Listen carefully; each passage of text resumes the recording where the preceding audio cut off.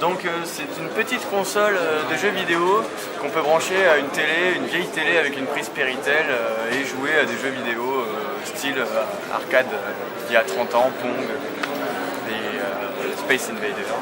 Ouais. Donc comment ça marche?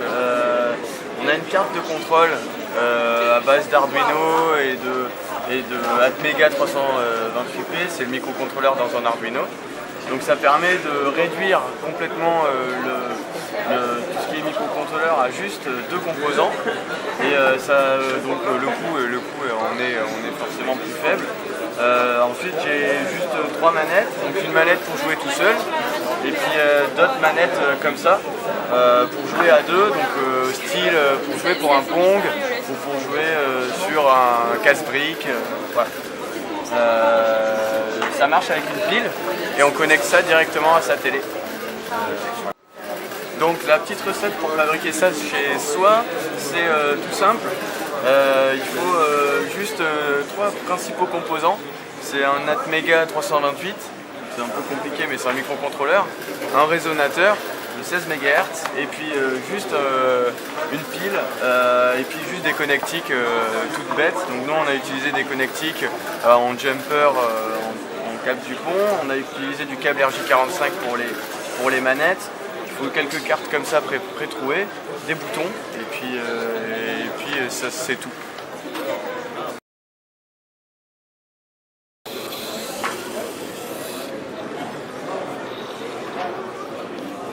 C'est petit robot à roues et traceur avec un crayon, un stylo, piloté avec une Wemos carte Wi-Fi, piloté en Wi-Fi. Il faut s'équiper du matériel qu'il faut, donc deux servomoteurs, une carte Wemos, un interrupteur, quelques fils, des élastiques. Et voilà ce qu'il faut pour le matériel. Et le châssis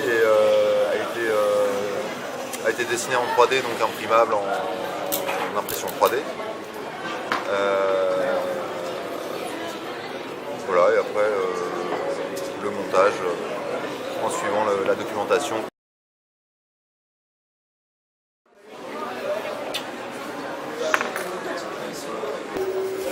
Alors cet objet c'est une sonnette de vélo améliorée, donc en fait ça marche avec un petit ruban de LED autour qui va venir clignoter.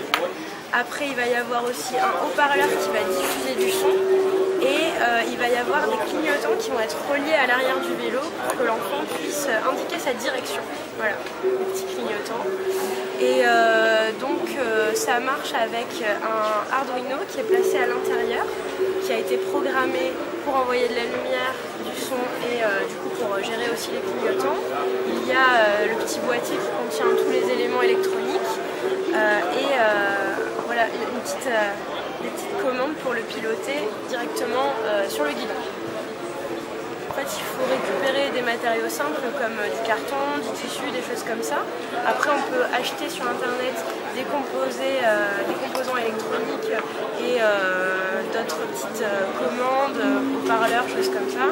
Et après, on peut aussi faire imprimer en 3D des choses pour supporter, voilà, pour faire la cage en fait, de cet appareil.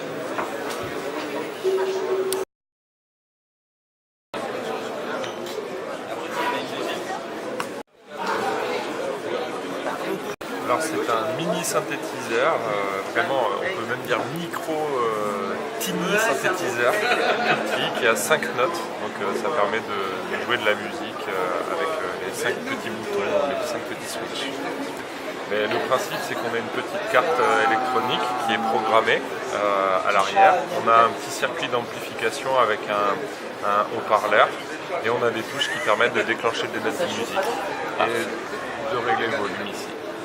Il faut acheter des composants électroniques, utiliser du bois, n'importe quelle matière qui fait 3 mm, couper un petit bout de tissu, couper les pièces, les coller, ça fait un support et après c'est le potentiomètre qui tient la structure sur la carte électronique. Voilà.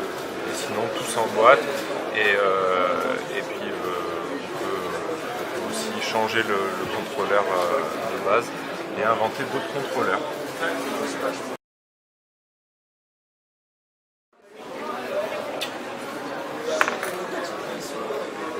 Alors c'est quoi du coup souvent on me dit que la programmation c'est compliqué sur les ordinateurs.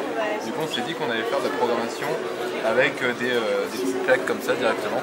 Du coup ce qu'on a fait c'est qu'on a fait des petites pièces pour savoir où il faut tourner, quand on doit avancer.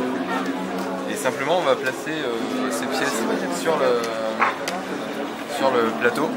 Et l'ordinateur va comprendre qu'on a placé la pièce tournée à droite et donc va faire tourner notre personnage dans notre jeu à droite.